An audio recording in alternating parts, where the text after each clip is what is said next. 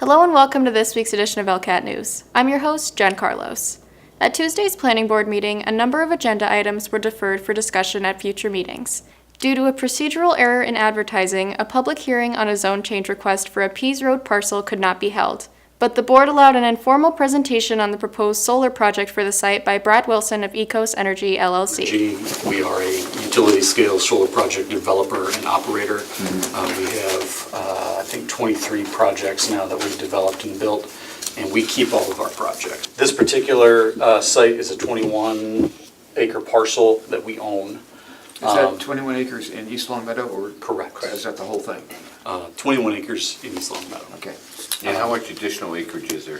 In Summers. Well, we own a Yeah. different parcel Right. in Summers Yeah. that is, I believe, somewhere between 40 and 50 acres. So the total project is going to be roughly 70-ish? No. This project that we're here to talk about tonight is standalone. It would be in East Long Meadow only. So it's only in East Long Meadow, has nothing to do with what's going on in Summers? Correct.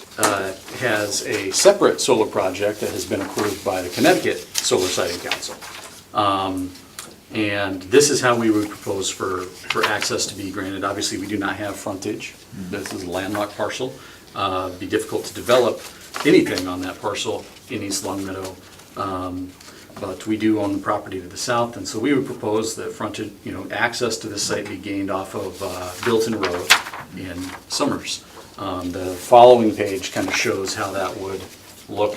We've included the plans for the solar project in Bilton to be shown there, and we have a basically gravel access drive coming off of Bilton Road, up to the north, across the state line, and into the East Long Meadow project. The zone change request was referred to the Planning Board from the Town Council, which will ultimately vote on the action following a public hearing and a recommendation from the Planning Board.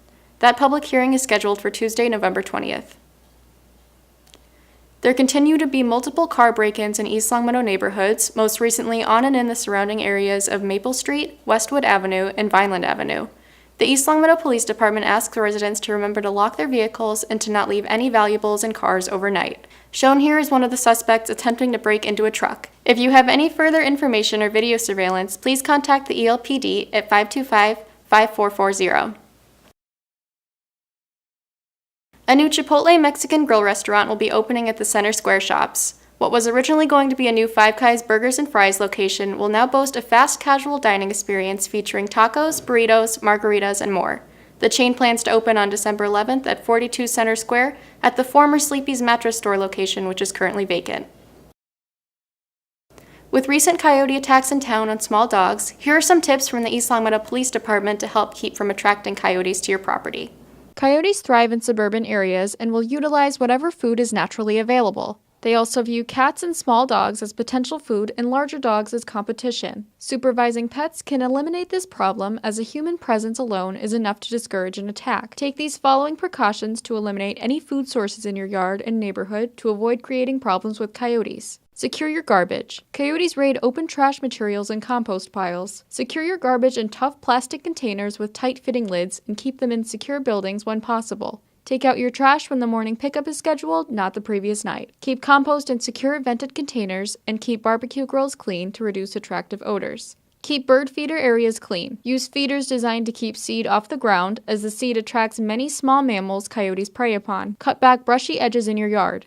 These areas provide cover for coyotes and their prey. Feed your pets indoors. Outdoor feeding can attract many wild animals to your door. A Wandering Spirit, located at 169 Shaker Road, officially opened earlier this month. The spiritually guided retail store offers a range of products and services to support guests' unique spiritual paths. Crystals and yoga classes are currently being offered. The store is open every day from 9 a.m. to 9 p.m. A reminder that the Health Department hosts a free shred event this Saturday, November 3rd from 9 a.m. to 11 a.m. at the high school. Residents may bring up to 2 bankers' boxes of documents to be shredded on site. On Friday, November 9th, the Pleasant View Senior Center will host its annual Veterans Dinner at 5 p.m. This is a free event for any veteran. Vets may invite one guest for $5.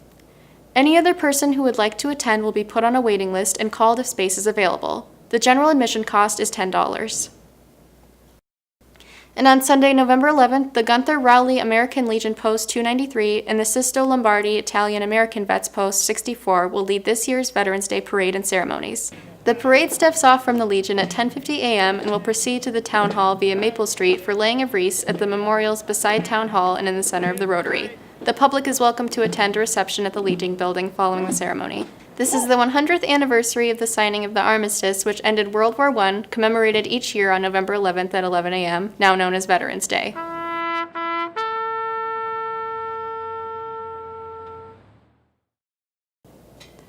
And finally, a reminder that Tuesday, November 6th is Election Day. Polls at Birchland Park Middle School are open from 7 a.m. to 8 p.m. School is not in session on Tuesday. That's it for this week's edition of ELCAT News. I'm your host, Jen Carlos. Thanks for watching. See you next time.